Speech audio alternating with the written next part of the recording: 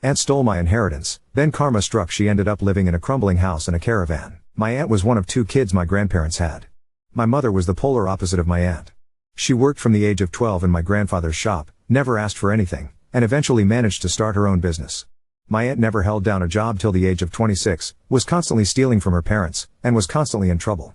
Despite this, my aunt was spoiled by my grandmother, and so were her kids. She had 3 kids from 3 different men, and her first husband was not one of them, if you know what I mean. Didn't matter what my aunt or her kids did, my grandmother would always jump to their defense. She never had time for my mom and her kids, unless it was to get something from us. The only reason my mom would visit her was because she loved my grandfather. My grandfather passed away in 2004, and a few months after my nan decided to write up a new will. My mother and my aunt were both present for it when she signed it, so they knew what was in it. It made it so that when she passed away, her home would be sold and the money split 25% each to my mom and aunt, and the remaining 50% would go evenly to the grandkids. At the time, the home was worth more than £500,000, so it would be a nice little inheritance, but nothing life-changing. In 2010, my mom died after an accident and did not have a current will in place. As she no longer had her business and was renting a house, she didn't have anything of much monetary value. The only thing she was concerned about was what would be done at her funeral should she have passed away, but had told me everything she wanted. The music, the flowers, the coffin color, and even what people were to wear at the funeral. She wanted people to wear bright warm colors. So when she passed, my aunt and nan took over all the arrangements and tried to undo all the things I'd told them. The songs were going to be songs I knew Mum didn't like, the flowers were all the wrong colors, and they picked a hideous coffin. With the help of my siblings, we were able to change a few of the things back to what they were supposed to be, but the coffin couldn't be changed for some reason, and my nan refused to let people come dressed as clowns, so it was all black. It was frustrating. After the funeral, my nan had her will changed. My siblings and I were told by our aunt that she didn't have any involvement with the writing of the will, and our nan told us that she changed it so that Mum's share would go to her kids instead. All good, we thought. After Mum passed away, my nan just stopped talking about my mum. At first, we thought it was because she was still recovering from losing her daughter, but even 5 years after Mum passed, she still wouldn't talk about her. Even if you brought up a story about Mum, Nan would very obviously try and change the subject, usually about how hard my aunt and her shitty kids had it. And if you went to talk to her about your own problems, she would somehow bring it back to my aunt. I had suffered a mental breakdown after my mum's death, so you can imagine how much it hurt to hear, well, X has had it so much worse. In 2016, my nan passed away. She had written down what she wanted to be done for her funeral, and it was basically all the same things she had picked out for my mum's funeral, even the music to be played. I don't know why she tried to have a dress rehearsal funeral using my mum as the stand-in, but it was obvious that's what she was trying to do. So after a couple of months, our siblings and I were waiting to hear about the will reading, and my aunt kept telling me, oh, it'll be another month before we can do the reading. I didn't mind. I wasn't fussed about the money, to be honest. But my oldest brother was hoping to use the money to pay for a honeymoon for him and his then fiancée, and my younger brother was about to start uni, so it would be a hell of a help. Eventually, my dad bumped into the solicitor my grandmother had used to deal with her will and asked what was happening. The solicitor let slip that the will had already been read and that it left everything to my aunt. When my dad questioned this, the solicitor told him that my aunt had been present when the will was written, despite promising that she had nothing to do with it. When confronted, my aunt initially tried to deny but eventually admitted to lying to all of us. She showed us the will, and it confirmed what we already knew. The house and all its contents were now my aunt's. This included my granddad's war medals. He fought in the Second World War. When I told her that he had promised them to me before he died, she said, well, unless you have it in writing, you will have nothing in this house. Anyway, I already gave them to Clive. My heart sank. Clive, not his real name Ovs, was her eldest son, and the dictionary definition of a fuck-up. He'd been in and out of prison for stealing and dealing drugs. I knew that the moment that prick had got his hands on my granddad's medals, they would have been sold off. We looked into taking her to court over the will, but everyone we spoke to said that we probably wouldn't get anything out of it. She immediately put the house up for sale at close to £750,000. She had pissed off too many people in our town, so she was going to sell the house and move closer to her daughter, who lives in a big city. An offer was made on the house, and she put down a deposit on a house near the big city. And I thought that was that. Here's where karma comes into play. The people who wanted my nan's house had a survey done on the house to see if there were issues. And oh boy was there. Turns out that the land the house was built on was way too soft for the type of house it was, and it was sinking. It has sunk about 2 cm in the 40+ years my nan and granddad had lived there, but the sinking was accelerating to 1 cm per year. This meant that within the next 3 years, the house would need some serious work, or be knocked down. The new value of the house? £60,000. The buyers immediately pulled out, having not even put down a deposit. She couldn't buy her new house, but still had to pay the deposit on it. And while this was happening, she let Clive move in with her into the house that she rented from the council. He wasn't allowed to live in any of the council houses because he had trashed every single one he'd ever been given. Someone reported this, and she was kicked out of her home. She was forced to move into my nan's old home as she couldn't live anywhere else. So there she is, living in a crumbling house with her shithead son and her partner. She was stuck there for 2 years. Every time I saw her, she would try and start talking to me, and I would just ignore her and walk off. One time as I was walking away, she screamed, "Your mother deserved to die for having AR/ARD like you." In the middle of a busy street. Someone reported her to the police, and she had an official warning from them and was ridiculed on Facebook. Every time I saw her after that, she looked more and more miserable. Eventually, she sold the house for something like £85,000 and moved in with her daughter in the big city. I lost contact with her and her kids after this. I thought karma had been issued. Oh, but karma still wasn't done with her. I bumped into one of her former friends, and she told me what happened after she left our town. She moved into her daughter's home, let's call her Sue, but they only had a 3-bedroom house, and 3 kids. My aunt and her partner had to live in the smallest room in the house while my aunt looked for a job and a home to rent. Even with £85,000, she couldn't afford a home anywhere. After about a month, my aunt's partner ran off after emptying her account. She was left stranded in Sue's house, not contributing anything because all the money she makes goes into bingo. Eventually, Sue and my aunt got into a screaming match and my aunt said something along the lines of "I should have aborted you." Sue immediately kicked her out of her house. So, again, there's my aunt, in a city where she knows nobody, no money, no home, and the last bridge she had a smoldering wreck. The last anyone had heard, she was living in a caravan in the roughest part of the city, and she could no longer work because she was suffering from early onset arthritis and could no longer move her hands.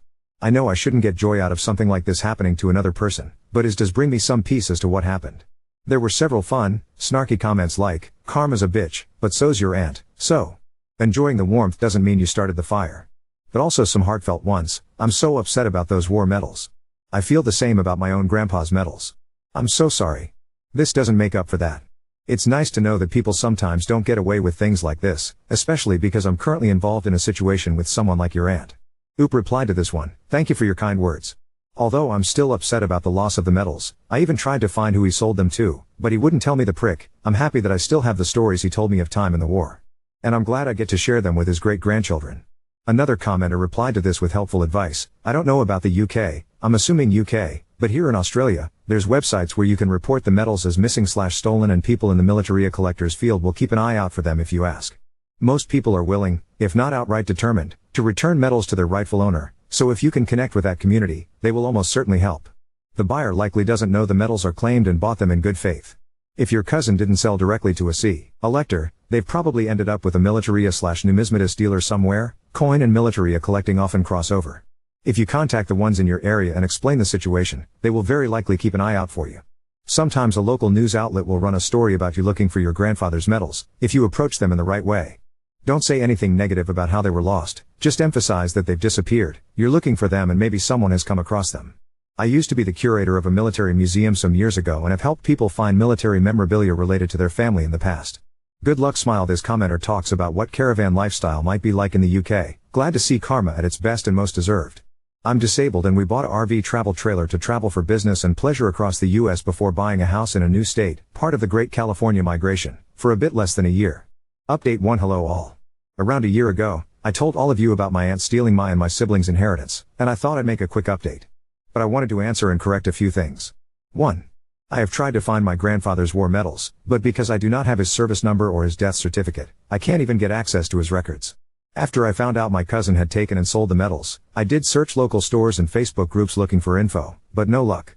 I know he hadn't won any major medals, he was a mechanic and driver in the Royal Army, so thankfully had a rather uneventful war, so it would have just been the campaign and service medals. 2. Someone did ask for specifics about the signing of the will, pointing out that my aunt couldn't have been a witness to the signing of the will due to laws preventing it. I don't know the full specifics of what she and my nan had done, but her solicitor did let slip that my aunt had known what was in the will before it was written. I just don't know the full details. I'm ignorant when it comes to solicitors and the such, and it was my eldest sister who read the will in full and relayed it to the rest of us. We did ask if there was anything we could fight it, but everyone we talked to said there wasn't any case. Sorry if that was confusing. 3. I have seen a few comments on Reddit and on YouTube videos, super weird seeing in the wild BTW, using she/her to describe me. Well, I guess that's why now people on here give their age and gender at the start of these stories because I'm a man.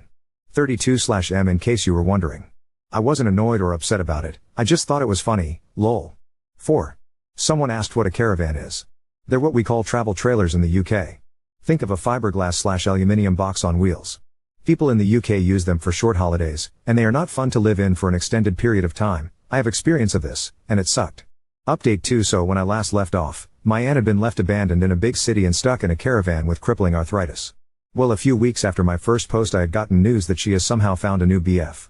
How I don't know, because my aunt had the look and build of an obese pug, and that was when she was in her 30s. So what she looks like now in her mid-60s doesn't bear thinking about. Well, she and her new boy toy, I think I just threw up a little, decided to move to a seaside town and start a new life. Well, you can guess what happened. Boy toy must have gotten sick of her, or found out she had no money, so abandoned her.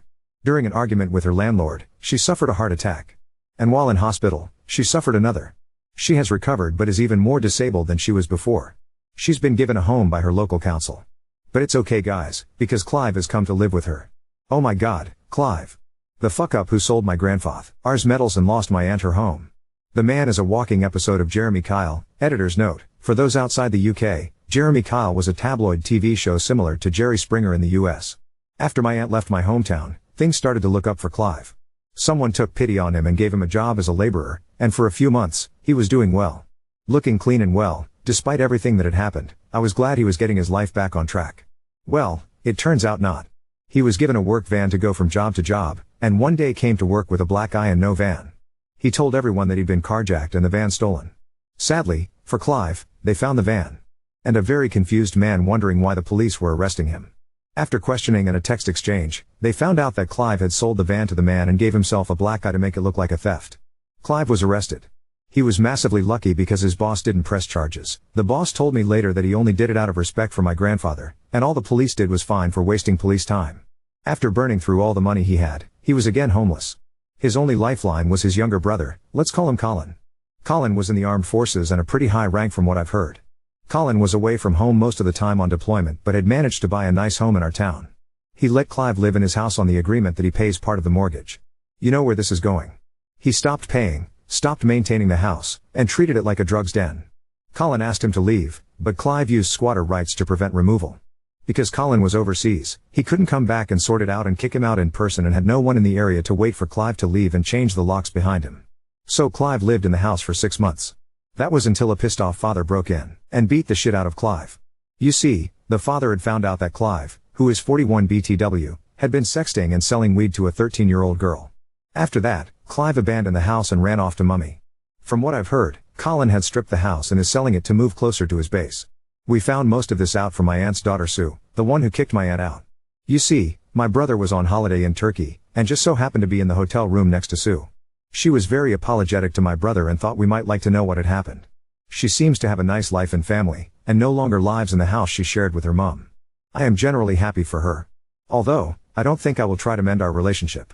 Sue had said some spiteful things to me in particular and had never reached out to apologize. I might still feel a little bit bitter for that. As for my aunt, I don't know how to feel. I do hope she gets better and grows enough of a spine to kick Clive out, as it will only lead her to more trouble. In some ways, I do wish I could rebuild a relationship with her. She is the last living link to my grandfather and grandmother, as well as my mother's only living sibling. But I know I could never trust her, never not see that face and the spitefulness that she had for me and my family. She chose money, or what she thought was money, over us, and I don't think I can forgive that.